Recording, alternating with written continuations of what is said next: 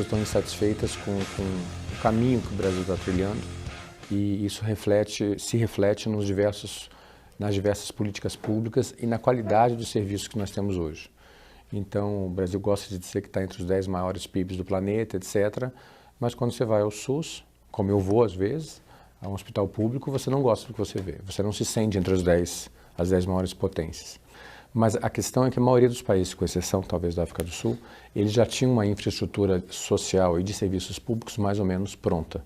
Então, no nosso caso, como nós não temos essa infraestrutura consolidada, o gasto acabou se mostrando desproporcional e abusivo, né? Então, as pessoas que pegam um ônibus no Rio, ou em São Paulo, ou mesmo em Brasília, elas se sentem prejudicadas em não ter um serviço de transporte de qualidade.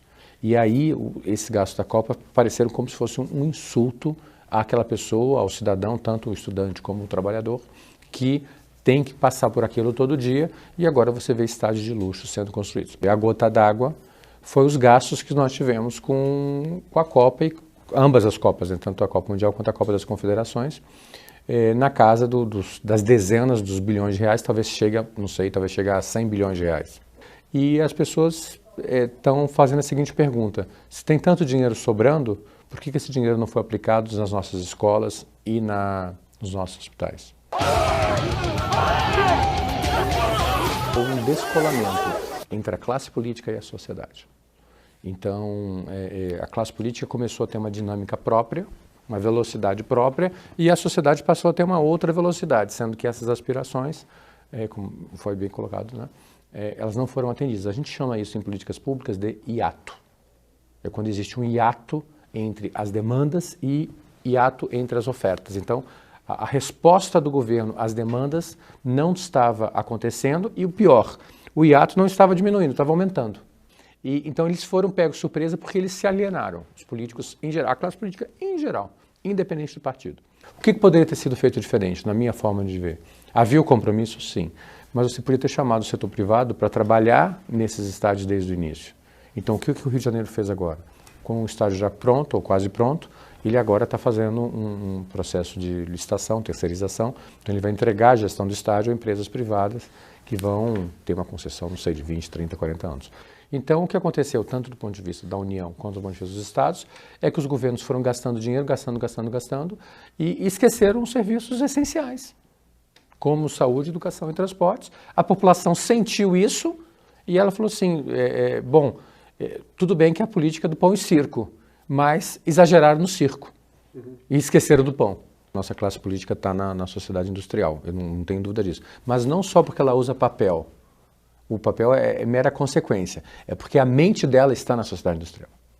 Então você tem, por exemplo, e muitos intelectuais alimentando também isso, né? Então nós tivemos alguns intelectuais recentemente no Brasil que deram a declaração que não gostam da classe média, são contra a classe média. É uma declaração assim completamente deslocada da realidade. Porque se você pensar bem, a classe média, sem entrar no mérito, é justamente a classe que oferece estabilidade à sociedade. Quanto maior a classe média, maior a probabilidade de que haja prosperidade naquela sociedade. E aí eles acabam reforçando uma visão, aí sim, reacionária da sociedade industrial. Então a análise dessas pessoas é uma análise também ultrapassada. Agora, por outro lado, a gente também não deve supervalorizar o meio. Então as redes sociais, Facebook, etc., né, eles são importantes meios de mobilização, onde a mensagem também chega, claro. Mas se o movimento se limitasse às redes sociais, ele não teria a visibilidade que ele tem hoje. A reação da imprensa foi: esses movimentos são reacionários, são pessoas apartidárias, eles não sabem o que querem, são arruaceiros. Quer dizer, a imprensa também fez uma leitura inadequada. E esse ano, para minha surpresa, eu tenho ouvido de novo a imprensa fazendo uma leitura inadequada. Então, muitos jornalistas perguntam para mim: poxa, é a primeira vez na história que há uma manifestação contra a corrupção. Aí eu pergunto, mas escuta, e as manifestações do ano passado? E as do ano retrasado? Então, muitos jornalistas estão com dificuldade de fazer esse link, que não são fatos isolados, quando os manifestantes no ano passado, ou no ano retrasado, não me lembro bem, deixaram aquelas vassouras na frente do Congresso. Então, aquilo ali foi uma mensagem. Quer dizer, vocês têm que fazer a parte de vocês. Só que eles não fizeram, as vassouras ficaram lá. Mas esses movimentos dos últimos 2, 3 anos, Eu considero os movimentos cívicos mais importantes da história do Brasil, só comparáveis com o das eleições diretas já. Nós temos um movimento dizendo, queremos direta já.